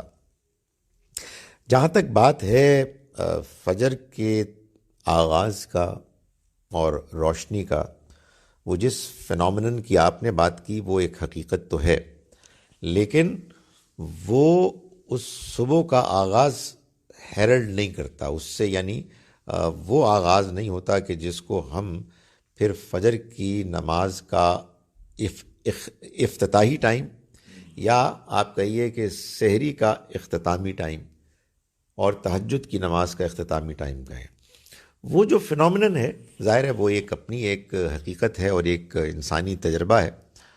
بظاہر ایسا لگتا ہے کہ اللہ کی طرف سے کوئی تہجد کی نماز کے اگر کچھ لوگ ذرا دیر سے آغاز کرنا چاہیں، کیونکہ نبی صلی اللہ علیہ وسلم کے بارے میں تو قرآن سے ہی معلوم ہوتا ہے کہ آپ بعض اوقات آدھی رات، بعض اوقات 2/3 رات، بعض اوقات 1/3 رات پڑھتے تھے۔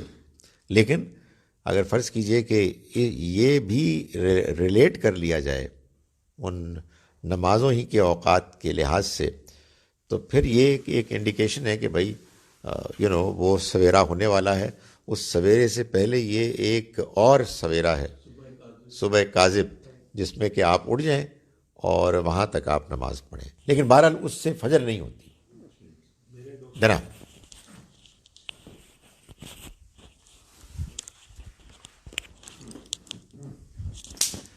یہ پہلا سوال تو ان کے سیکنڈ کوشچن سے ریلیٹڈ ہے کہ جو قرآن میں بھی جو ذکر ہے نا فجر کے وقت کا یا روزہ بند کرنے کا وقت، کہ جب آپ ڈسٹنگوش کر لیں رات کے اندھیرے کو اور مطلب ایک گرینیس کے ساتھ، تو فزیکلی تو آپ جب اس ٹائم پہ اٹھتے ہیں تو آپ کو تو آسمان پہ سب ڈارک ہی نظر آ رہا ہوتا ہے۔ تو مطلب اب تو ہمارے پاس وہ مطلب سائنٹیفک ریزن نکل آئے کہ ہمیں وہ ٹائمنگ پتہ چل جاتی ہے۔ تو ان دنوں میں پھر یہ مطلب آپ کو نظر تو آ نہیں رہا کہ جی اب ڈارک کے ساتھ گرینیس شروع ہو گئی ہے، تو کیونکہ اس وقت فزیکلی جو ٹائم ہوتا ہے فجر جب شروع ہوتی ہے تو آپ کو سارا اندھیرا ہی نظر آ رہا ہوتا ہے۔ تو یہ کیسے ڈٹرمن ہوتا ہے پھر؟ اچھا، دوسرا سوال ہے جو زوال کا ٹائم ہے، یہ کانسیپٹ صرف مطلب انڈیا پاکستان کا ہی کانسیپٹ ہے؟ کیونکہ میں نے ایک دفعہ خانہ کعبہ میں ایک عربی بیٹھا ہوا تھا، تو ادھر مطلب زوال کے ٹائم جس کو میں زوال سمجھ رہا تھا، ادھر اذان شروع ہو گئی ظہر کی۔ اس کو ویسے ہی میں نے انگلش میں پوچھا بھی دس از زوال time, how the prayer is going to start, تو اس کو تو پتہ ہی نہیں تھا زوال کیا چیز ہے۔ تو یہ کانسیپٹ کیا مطلب ایکچوئل ہے اسلامک ویلیوز میں، یا یہ again one of the things جو ہم نے خود بنائی ہیں؟ مطلب یہ بھی ایک سب کانٹیننٹل ایک ہے اسپیشیلٹی، وہ ہمارے ہاں مذہب میں کافی کچھ رنگینی پیدا کی گئی ہے۔ دیکھیں، پہلی بات کا جواب تو یہ ہے کہ میرے پاس اس کا کوئی جواب نہیں ہے۔ یعنی حقیقت یہ ہے کہ آپ ہورائزن پر دیکھیں، سحری کے اختتام کے موقع پر تو آنیسٹ ٹو گاڈ اندھیرے کے علاوہ کچھ نظر نہیں آتا۔ اچھا، ہمیں یہ بتایا گیا ہے کہ یہ جو آپ کی جنتری ہے نا، یہ جو آپ کے ملک میں جو رائج ہے، جنتری سمجھتے ہیں، یہ جو کیلنڈر ہے نمازوں کا اور ٹائمنگز کا، یہ کہیں انڈیپینڈنس کے تقریباً فوراً بعد اس زمانے میں سمندر میں جا کے تو روشنی دیکھنے کی کوشش کی گئی اور اس کے اوقات کو طے کیا گیا۔ اس کی اپنی ایک سائنس لوگ بتاتے ہیں جو میرے تو پلے نہیں پڑتی۔ البتہ میں اس سے ضرور ایگری کرتا ہوں جو آپ بات کہہ رہے ہیں کہ اصل روشنی کو جس طرح سے قرآن نے ڈسکرائب کیا ہے وہ کوئی سائنٹسٹ کو ایڈریس نہیں کر رہا، وہ میرے طرح کے ہی آدمی کو ایڈریس کر رہا ہے کہ سفید دھاری سیاہ دھاری سے الگ ہو جائے۔ اس لیے کہ بہرحال آپ امیجن کریں نا کہ یہ دین تو سبھی کا ہے، ہر زمانے کا ہے۔ تو اب ایک آدمی ہے جس نے سحری کر رہا ہے اور اٹھ کے باہر جا کے دیکھنا ہے کہ کیا صورتحال ہے، تو وہ پھر اندازہ ہی کرے گا۔ تو یہ لگتا ہے آنیسٹلی کہ ہم نے احتیاط میں کچھ زیادہ ہم آگے بڑھے ہیں، مگر اس کے بعد میں اب اپنی پالیسی بدلتا ہوں۔ احتیاط ہی اچھی ہے، انلیس یہ کہ ایک بندہ سحری کر رہا ہے، اس کا کھانا ختم نہیں ہوا ہے، تو یہ ٹھیک ہے، وہ کرتا رہے سے مطلب نہیں ہے کہ اگلا 1.5 گھنٹہ اور لے لے، یعنی کوئی 5-7 منٹ اور لے کے اس کو ختم کر دے۔ اس لیے کہ اتنی سیریس بات نہیں ہے جتنا میں بچپن میں سمجھتا تھا کہ وہ جو سائرن بجا ہے جیسے ہی ختم ہوگا تو it will be all over. اگر پانی کا کوئی ذرا سا گھونٹ کا حصہ بھی کوئی حلق میں رہ گیا تو روزہ گیا. نہیں، ایسی بات نہیں ہے. معلوم ہوتا ہے کہ اس میں فلیکسیبلٹی ہے. وہ انڈرسٹینڈیبل بات بھی ہے، ظاہر ہے اس زمانے گھڑیاں تو تھیں نہیں، یہ تو ہم نے آج کیا ہے. تو اس میں بہتر یہ ہے کہ ہم ڈسپلن ہی رہیں، جیسے کہ عام ہمارے شہروں کے بارے میں اعلانات ہوتے ہیں، اگرچہ کہ اس میں بھی اختلاف ہوتا ہے، مگر کوئی اگر اس معاملے میں ذرا آگے بڑھ گیا ہے تو اس میں طوفان بھی نہ کھڑا کریں کہ یہ روک دو یہ پس کرو، تم کھانا پس کرو. نہیں، وہ اس نے بیچارے نے شروع کیا ہوا ہے تو اس کو اب جتنا بس تھوڑا بہت ہی مطلب اس میں وہ معلوم ہو کہ ناشتے کے ٹائم پہ اٹھے ہیں تو ناشتہ فرما رہے ہیں. نہیں، یہ نہیں ہونا چاہیے. میرا خیال تھا یہ دوسرا ہی تھا. دوسرا سوال کیا؟ زوال. زوال. اوکے، دیکھیں 3 اوقات کے بارے میں کہا جاتا ہے، طلوع آفتاب، زوال اور غروب آفتاب. طلوع آفتاب اور غروب آفتاب کے بارے میں تو ایگریمنٹ ہے، زوال کے بارے میں ایگریمنٹ نہیں ہے.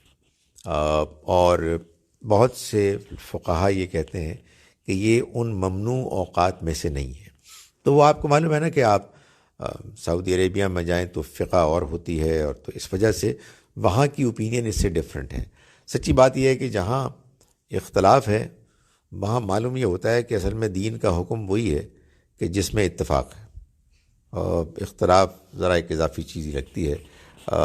زوال مجھے ایسا لگتا ہے کہ وہ تو بس اس لیے سگنیفیکنٹ ہے کہ وہ اس میں اور زوال کے ڈھلنے میں کوئی ذرا سا ہی فرق ہوتا ہے نا. تو اگر زوال کا آپ نے تعین نہیں کیا ٹھیک طرح سے تو پھر آپ ہو سکتا ہے کہ ظہر کی نماز اس سے پہلے پڑھ لیں. سو آپ کو ایک احتیاط کرنی چاہیے کہ سورج عین سر کے اوپر آ گیا ہے، it is a good idea کہ ذرا اس کو ڈھلنے دیں. ورنہ اگر بالکل اوپر آ گیا ہے اور آپ نماز پڑھ رہے ہیں تو یہ نماز ٹھیک ہے، یعنی یہ ان ممنوع ٹائمنگز میں سے نہیں ہے. فلسفہ پیچھے یہ ہے کہ ایک زمانے میں جب اللہ کے علاوہ غیر اللہ کی بھی عبادت بہت زیادہ سر عام ہوتی تھی تو اس میں سب سے زیادہ نمایاں جو پوجا جانے والا دیوتا تھا وہ سورج دیوتا تھا، اور اس کی پوجا پاٹ طلوع اور غروب کے وقت ہوتی تھی. بعض لوگوں کے خیال میں اس وقت بھی ہوتی تھی جب سر کے اوپر ہوتا تھا. There are one hand, there are a lot of conversions on the one hand going on in Islam, and it's the fastest growing religion in the world. Where is the propaganda coming from? دیکھیے دونوں چیزیں ساتھ ساتھ ہیں. ایک جانب اسلام کی طرف روزانہ لوگ مائل ہوتے ہیں، یعنی میں اس کو مسلمانوں کا پروپیگنڈا سمجھتا اگر میں نے خود نہ دیکھا ہوتا. یہ حقیقت ہے کہ لوگ مسلمان ہوتے ہیں. اتنی بڑی تعداد میں جتنا لوگ کہتے ہیں ہو سکتا ہے اس میں ایگزیجریشن ہے، لیکن بہرحال یہ ایک عجیب بات ہے کہ لوگ مسلمان ہوتے ہیں. اور انویریبلی جو میں نے دیکھا ہے قرآن پڑھ کے ہوتے ہیں، نماز دیکھ کے ہوتے ہیں. بڑی بات ہے. اور لیٹس فیس اٹ یار کہ بعض بڑے اعلیٰ کردار کے لوگ ہیں جو ویسٹ میں رہتے ہیں، پرٹیکولرلی کوئی ہوتے ہیں بڑی غیر معمولی لوگ ہوتے ہیں عرب کے، کچھ ایجپشنز، کچھ سیرینز، کچھ عراقی، اور my goodness my favourite nation is سوڈانی. سوڈانیز اتنے زبردست لوگ ہیں. سو لوگ متاثر ہوتے ہیں. پھر بات یہ ہے کہ جو لوگ قرآن پڑھتے ہیں، قرآن کو سمجھ کے پڑھتے ہیں، تو وہ ان کے کردار میں نہیں ڈھلے گا. تو ظاہر ہے کہ جو لوگ غیر مسلم ان سے متعلق ہوتے ہیں وہ کہتے ہیں یار یہ کچھ اور چیز ہے، یہ تو دس از سم تھنگ اسپیشل. اور پھر یہ بھی ہے ہمارا جو کلچر ہے اس میں بعض بڑی خوبیاں ہیں. کوئی بندہ آ جائے افطار کے وقت، عید کے وقت مسجد میں، تو وہاں تو آپ کو پتہ ہے نا تمام تر بعض خوبیوں کے باوجود انسان تنہا ہے. یعنی وہاں آپ عیاشی سے باہر نکل آئیں، آپ اعلیٰ نوکری اور کاروبار سے فارغ ہو جائیں تو یو آر اے فورسیکن سول. کوئی آپ کو پوچھنے والا نہیں ہوگا. تو ادھر مسلمان جب کہتے بردر بردر بردر مجھے کسی نے بتایا کہ ایک زمانے میں آپ کو پتا ہے ٹرکس جو تھے وہ نیشنلز ہوا کرتے تھے, بڑی ان کے اندر اسلام کم اور ٹرک نیشنلٹی کا زیادہ ہوتا تھا. تو مجھے کسی نے بتایا کہ وہ کچھ اسٹوڈنٹس وہاں, ایک چند اسٹوڈنٹس جو ٹرک نیشنل تھے اور بڑی ٹرک نیشنلٹی کا ان کے اوپر غلبہ تھا, تو وہ آئے اور وہ مسلم کمیونٹی میں رہے. ظاہر ہے سارے مسلمان تھے, ہر طرح کے, پاکستانی, بنگلہ دیشی, افریقنز وغیرہ وغیرہ. تو وہ جناب ان کو بھی کہیں بردر, ان کا یہ کیا چکر ہے یار, وی آر ٹرکس. تو اس کو پتا کہ نہیں یار we are not Turks, we are Muslims.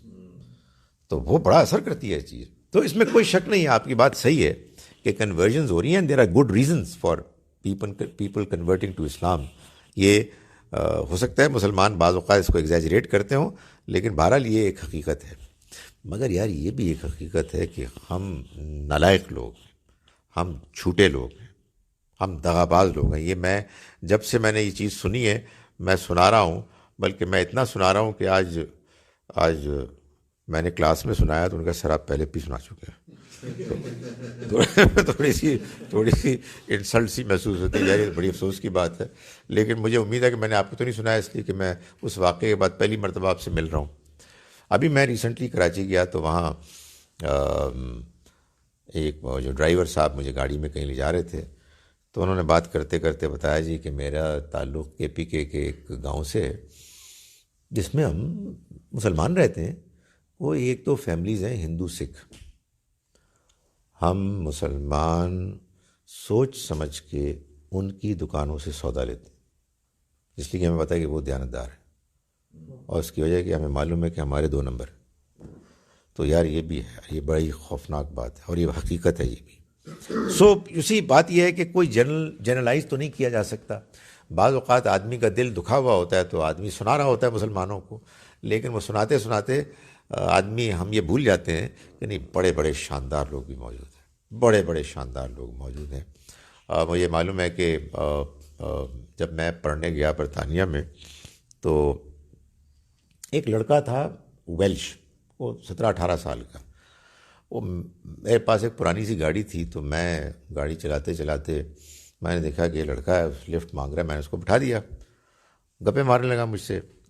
پھر وہ میرے پاس آنا شروع ہو گیا, پتہ نہیں اس کو کیا تھا مسئلہ, کہ اس کا خیال تھا کہ یہ آدمی جو ہے کچھ مجھے مشورے دے گا. کوٹ پٹانگ باتیں کرتے تھے ہم ایک دوسرے سے. تو اچھا وہ چرچ گوئنگ کرسچن تھا, سادہ سا لڑکا تھا, لیکن بہرحال چرچ جاتا تھا, مجھ سے بحث کرتا تھا اسلام کے بارے میں. تو ایک دن ایسے ہی میں نے کہا یار یہ لے جاؤ, یہ ہماری کتاب ہے, اس کو پڑھو. وہ لے گیا. اس کے بعد ایک دن کیا ہوا کہ میرے گھر میں وہ جو ہوتا ہے نا, وہ جو اینولپ خط ڈالنے کے لیے وہ دروازے پہ بنا ہوتا ہے, اس سے اس ظالم نے قرآن ڈال کے تو پھینک کے چلا گیا. اوف, مجھے اتنا طیش آیا کہ میرا خیال ہوا کہ میں جاؤں اس کے پیچھے. تو پھر میں نے کہا چھوڑو. پھر اس کے بعد پھر کبھی ملاقات ہوئی تو باتوں ہی باتوں میں اس نے کہا کہ I think Quran is God's word. میں نے کہا اوئے ہاؤ ڈو یو سے دیٹ یار, تینوں کیوں ہے؟ اس نے کہا because I have read it. اور اس کے الفاظ تھے کہ I have seen God speaking in it. یہ کمال ہے قرآن کا. آپ دیکھیں, آپ جب قرآن پڑھتے ہیں اللہ اس میں بول رہے ہوتے ہیں. تو میں نے کہا کہ بھائی صاحب یو آر اے مسلم دین. تو یہ اس کو اندازہ نہیں تھا. خیر وہ قصہ مختصر یہ کہ اس کو جا کے ہم نے مسجد میں, جیسے ہمارے یہاں طریقہ ہے, اس کو مسلمان کیا. اچھا وہ مسلمان تھا, تو مسلمان کرنا کوئی مشکل کام نہیں ہے. ہر تیسرے بندے کو آپ پکڑ کے مسلمان کر سکتے ہیں. اصل میں قائم رکھنا ہے. تو میں جو 2-3 سال رہا, میرے پاس آتا رہا, اس کے بعد میں چلا گیا. مجھے خبریں ملیں کہ وہ پتہ نہیں کیا سے کیا ہو گیا, تو مجھے بڑی پریشانی ہوتی تھی. غائب ہو گیا بندہ. عیسیٰ ہم نے اس کا نام رکھا, عیسیٰ, ہینری نام تھا اس کا, ہینری لیول. تو عیسیٰ ہم نے رکھ دیا. ہاں بھائی, اس نے کہا یہ اللہ کی کتاب ہے. میں نے کہا کہ میں تو کوئی دلچسپی نہیں لی تھی, میں تو صرف اس کو قرآن دیا تھا. اس نے پڑھ کے ہو گیا.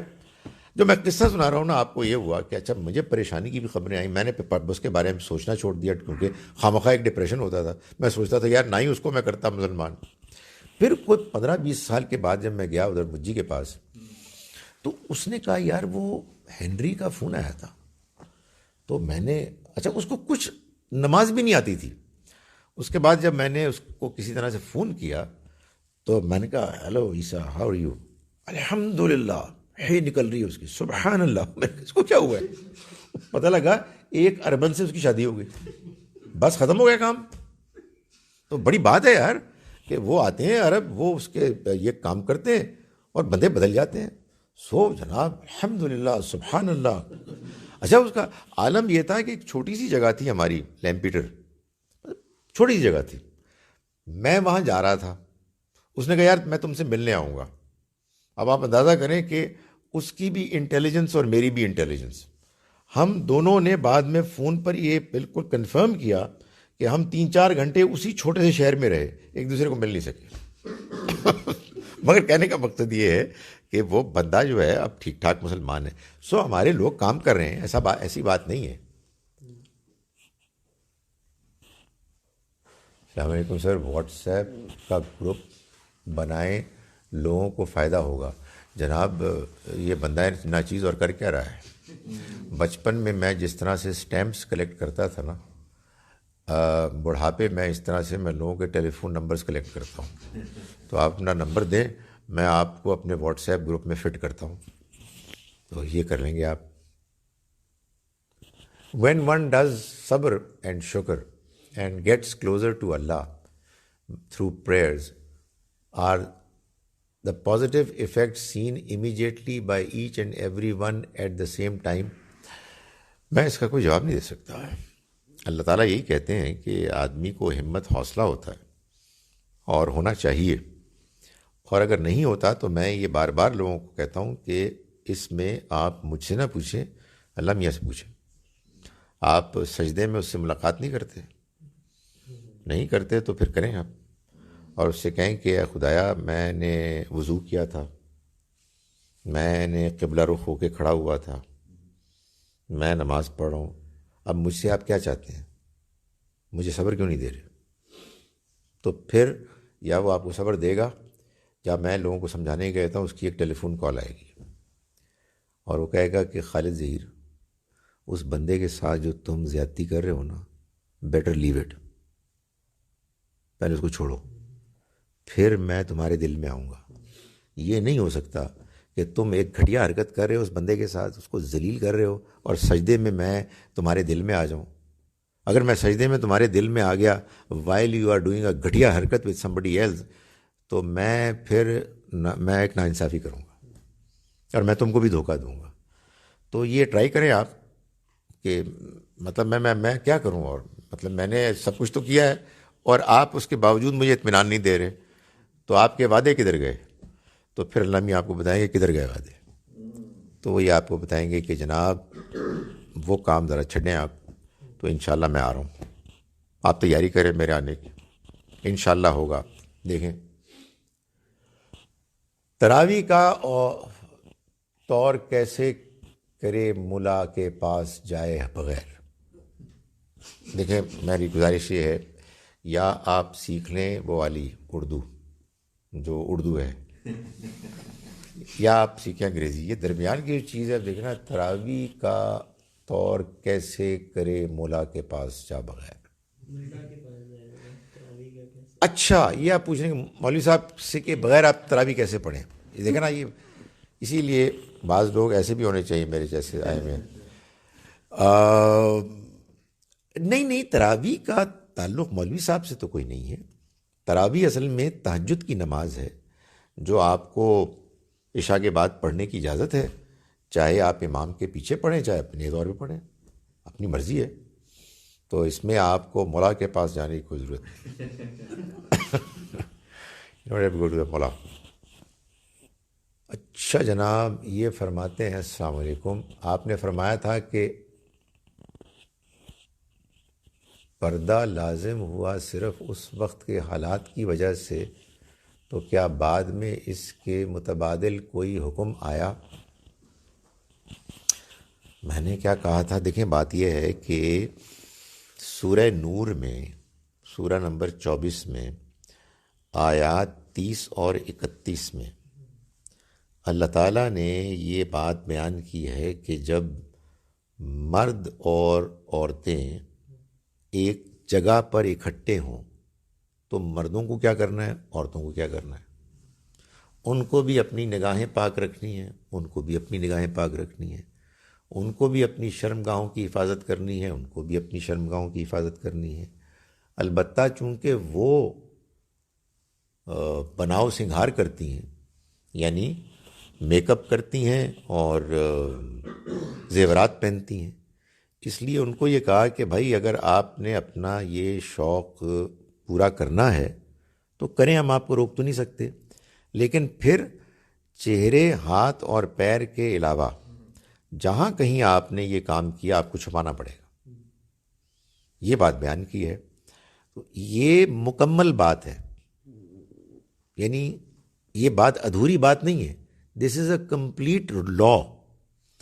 اس کے بعد اگر کہیں قرآن میں کوئی اور خواتین سے متعلق بات آئی ہے تو وہ ایک ہدایت ہے کسی موقع کی، یعنی غنڈے بدماش تھے کہ جو ان کو تنگ کرتے تھے، تو اللہ تعالیٰ نے فرمایا کہ جب یہ نکلیں باہر تو اپنے اوپر اوڑھنی لٹکا لیا کریں، یعنی اپنے پہن لیا کریں۔ کیا ہوگا اس سے؟ اس کا فائدہ یہ ہوگا کہ وہ پہچان لی جائیں گی اور وہ ستائی نہیں جائیں گی۔ دیکھیں آئی ڈونٹ نو، مطلب یہ جو ہے نا شریعت کا، دین کا سمجھنا، یہ بھی تو ایک امتحان ہوتا ہے نا۔ اچھا، اور یہ امتحان دونوں طرح کا ہوتا ہے، ظاہر ہے ہم بھی غلطیاں کرتے ہیں، کر سکتے ہیں، آئی ایم شیور کرتے ہی ہوں گے، لیکن وہ ہوتا یہ ہے کہ بعض لوگ یہ فیصلہ کر لیتے ہیں کہ نہیں، ہم نے ایک سخت بات کرنی ہے،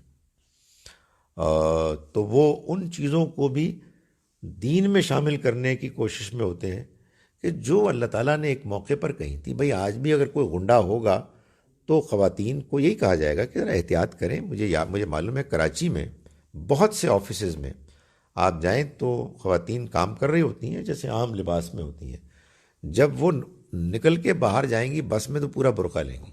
جو غنڈے بدماش لوگ ہیں، تنگ کرنے والے، سیٹیاں بجانے والے، تو یہ موقع کی بات ہے، مگر خدا تعالیٰ نے جو عام حالات میں اپنی شریعت میں ان کو اور مردوں کو، بات یہ کہ صرف اس کا تعلق عورتوں سے نہیں ہے، ایک تو یہ لوگوں کے زبان پہ سب کانٹیننٹ کی اسپیشیلٹیز میں ایک اسپیشیلٹی ہے پردہ۔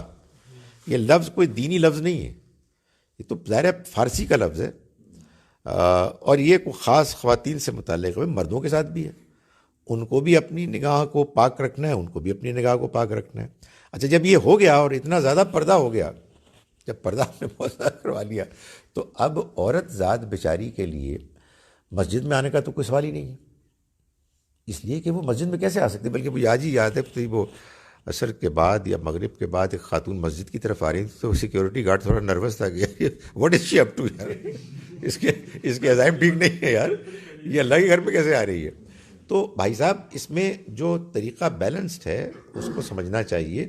سورہ احزاب میں ازواج مطہرات کو جو خطاب کر کے کہا گیا ہے، یا آیت نمبر 59 میں کہا گیا ہے، میں نہیں کہہ رہا، آپ خود اس کے الفاظ پڑھ لیں، وہ الفاظ بتا رہے ہیں کہ یہ ایک خاص موقع کی بات ہے، وہ موقع بھی آ سکتا ہے۔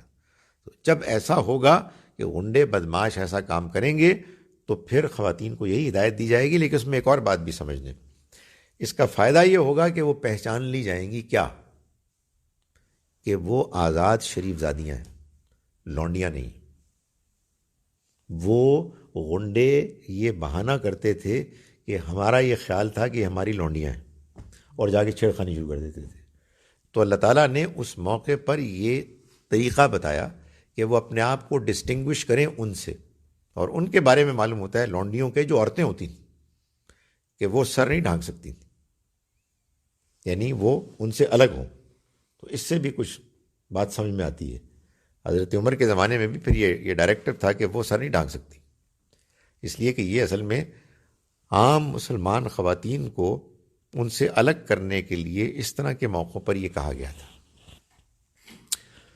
اچھا جناب، sometimes I feel so devoted while reading the Quran with translation, but sometimes I don't feel that much interest and feel a bit bored اللہ معاف کرے بٹ دیٹس واٹ آئی فیل.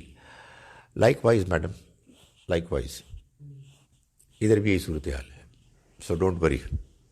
یعنی ایسا نہیں ہے کہ آدمی ہر وقت، آدمی کا وہ جو ہے نا وہ ایمان اور ڈیووشن ایسی ہوتی ہے کہ بندہ کہ یار سارے کام چھوڑو، میں قرآن پڑھ رہا ہوں، قرآن شریف لاؤ. بڑا مشکل ہے یار. آدمی کو کبھی کبھی یہ موقع مل جائے اللہ کا شکر کرنا چاہیے. آپ نے سنا نہیں وہ واقعہ جو ایک صحابی کا تھا، حضرت ابو دردہ، یعنی حنظلہ، حضرت حنظلہ. وہ کہتے ہیں کہ میں مسجد میں ہوتا تھا حضرت نبی صلی اللہ علیہ وسلم کے ساتھ، تو میری جو کیفیت ہوتی تھی وہ کیا کیفیت ہوتی تھی. جب میں گھر جاتا ہوں تو گھر میں بیوی بچوں کے ساتھ معلوم ہوتا ہے کہ یاد ہی کچھ نہیں ہے، سب کچھ بھول گیا. تو ایک مرتبہ جب ان کو یہ خیال ہوا تو ان کہا کہ یار یہ تو منافقت پیدا ہوگی. تو اپنے گھر سے نکلے یہ کہتے ہوئے نافقہ حنظلہ، نافقہ حنظلہ، حنظلہ منافق ہو گیا، حنظلہ منافق ہو گیا. تو وہ مسجد کی طرف جا رہے تھے اور راستے میں حضرت ابو بکر ملے. انہوں نے کہا تم کیا کہہ رہے ہو یار؟ تو انہوں نے اپنی کہانی سنائی. تو ان کا یار یہ پرابلم تو مجھے بھی ہے، لیٹس گو ٹوگیدر. تو جب وہ نبی صلی اللہ علیہ وسلم کے پاس پہنچے تو حضور نے فرمایا کہ نہیں یہ ٹھیک ہے، یہ جو کیفیت ہے نا فَإِنَّهَا یا حنظلہ، یہ کیفیت تو ہے حنظلہ فساتن فساد، یہ تو کبھی کبھی آتی ہے. اگر یہ کیفیت تمہارے اوپر ہر وقت طاری ہو نا تو پھر فرشتے آ کے تم سے ہاتھ ملائیں. انسان انسان ہے، انسان فرشتہ نہیں ہے. یہ کبھی آئے گی کبھی جائے گی. ہاں البتہ لمبے عرصے کے لیے جائے تو فکر مند ہو. جو میں نے ابھی کہا کہ اللہ میاں بات ہی نہیں کر رہے، آپ نمازیں پڑھ رہے ہیں اور آپ کو سکون ہی نہیں آ رہا، تو یہ آپ کا رائٹ ہے کہ اللہ میاں سے پوچھیں کہ خدا ہے میں نے کیا کیا ہے. تو پھر اللہ میاں بتائیں گے کہ آپ نے کیا کیا. لیکن یہ بات کہ آپ 24 گھنٹے اسی کیفیت میں رہیں تو میرا یہ خیال ہے کہ آپ کو فوت ہو جانا چاہیے، اس لیے کہ آپ کا کام دنیا میں ختم ہو گیا، اب کسی اور کو آنے دیں. سو یہ انسان کے ساتھ اتار چڑھاؤ ہوتے رہیں گے.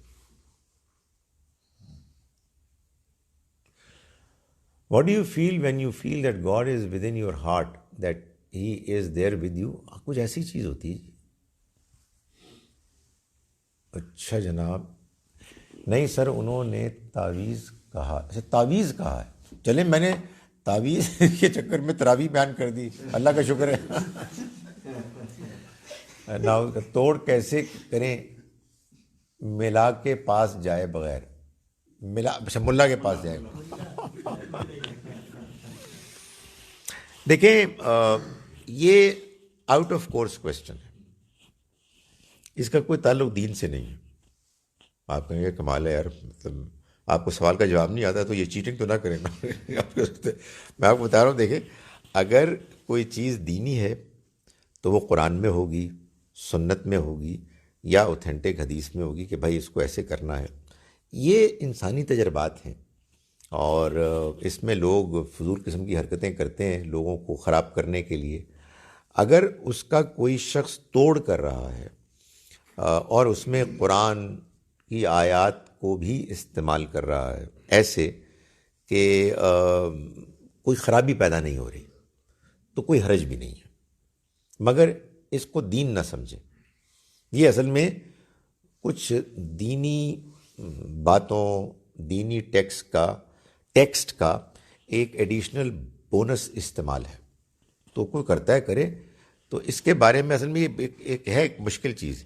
اس کے بارے میں یہ نہ ہو کہ بندہ کہے یار وہ بڑا پہنچا ہوا آدمی، یار اس کی ہر بات ماننی چاہیے. نہیں، اللہ نے کسی کو تجربے کے ذریعے سے یہ سکھا دیا ہے، بڑی اچھی بات ہے.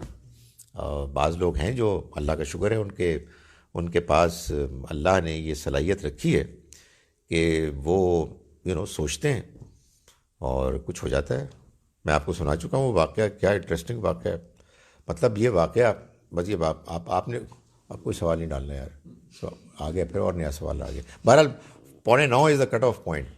یہ واقعہ میں آپ کو سنا چکا ہوں. ایک صاحب سے میری ملاقات ہوئی، انہوں نے مجھے بتایا ویری سمپل مین، آنیسٹ مین، کوئی مطلب اس میں کوئی خواہ ایگزیجریٹڈ عقیدت میں مبتلا ہونے کی ضرورت نہیں، بٹ اے گڈ مین. انہوں نے بتایا کہ دیکھیں وہ میرے پاس ایک خاتون آئی تو انہوں نے کہا کہ میری جو بیٹی ہے نا اس کی طبیعت ایسی خراب ہے کہ بس وہ آنکھیں اوپر کی اوپر ہی، اور پتہ نہیں اس کو کیا ہوا ہے. مجھ سے فرینکلی مجھے کہنے لگے میں آپ کو بتاؤں، میں نے سوچا، آنکھیں بند کی، خدا تعالیٰ نے مجھے یہ بات سجھائی، مجھے نہیں پتا. میں نے اس عورت کو کہا کہ دیکھو اپنے شوہر کو نرگسی کوفتے کھلاؤ. تو وہ اگلے دن میرے پاس آئی. اس نے کہا جی کہ وہ میں نے کھلائے تو ہیں، کوئی 20% ٹھیک ہو گئی ہے میری بیٹی. تو کہتے ہیں میں نے اس کو کانفیڈنٹلی کہا کہ اس لیے 20% ٹھیک ہوئی ہے، تم نے نرگسی کوفتے ٹھیک بنائے نہیں. اس نے کہا یہ آپ ٹھیک کہہ رہے ہیں، وہ کچھ چڑھے نہیں تھے انڈے کے اوپر. انہوں نے کہا ذرا ٹھیک طرح سے بناؤ. تو اس کے بعد آئی، اس نے کہا ٹھیک طرح سے بنائی، ٹھیک ہو گئی. اب یہ کیا ہے، میں کیا کروں اس کا بھائی، یہ ایک ریالٹی ہے. وہ بندہ گپ نہیں مار رہا. سو ایسی صلاحیتیں اللہ نے دی ہوئی ہیں. اب آپ کہیں مجھے وہ بندہ بتائیں، اور ہم جا کے ان کو کہیں سر آپ کے پیر پکڑ سکتے ہیں، آپ کے پیر دھو کے ہم پانی پی سکتے ہیں. یہ ایگزیجریشن ہے بھائی. اللہ نے کچھ لوگوں کو کچھ اس طرح کی صلاحیتیں دی. And mind you it is not that it's always going to be happening like that. کبھی ہوگا کبھی نہیں ہوگا.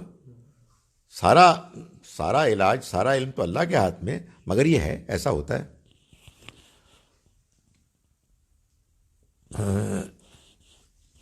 اچھا جی، اب خطرناک سوالات آپ نے کرنے شروع کر دیے ہیں. What about infatuation we feel about someone? It comes naturally not intentionally.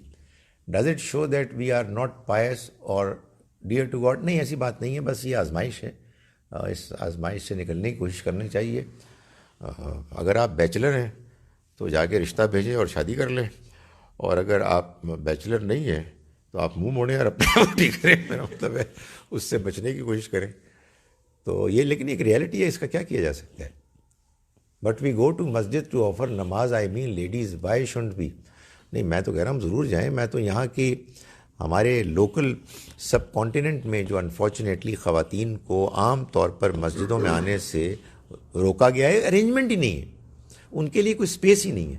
میں تو اس پر تنقید کر رہا تھا، ورنہ تو ضرور جانا چاہیے. نبی صلی اللہ علیہ وسلم کا ارشاد ہے کہ اللہ کی بندیوں کو اللہ کے گھروں میں جانے سے مت روکو. یعنی آپ، اور یہ دیکھیں اللہ کے گھر میں جب وہ جا رہی ہیں تو باقی مسجدوں میں کیوں نہ جائیں. Can we attend your session at your place? Please آئیں جی، ہمارے یہاں تو لوگ کم ہوتے ہیں. جس دن میری کلاس میں فزیکلی پریزنٹ لوگوں کی تعداد 10 سے زیادہ ہو جائے تو آپ یہ محسوس کریں گے کہ میرے چہرے پہ ایک خصوصی رونق آپ کو نظر آئے گی، لیکن وہ آپ کو نظر ہی نہیں آئے گی، اس لیے کہ 10 سے زیادہ کبھی نہیں ہوتے. سو آپ نے آنا ہے، آپ ضرور آئیں. چلیں جی، مکمل ہو گئے. قولوا قولی ھذا واستغفر اللہ.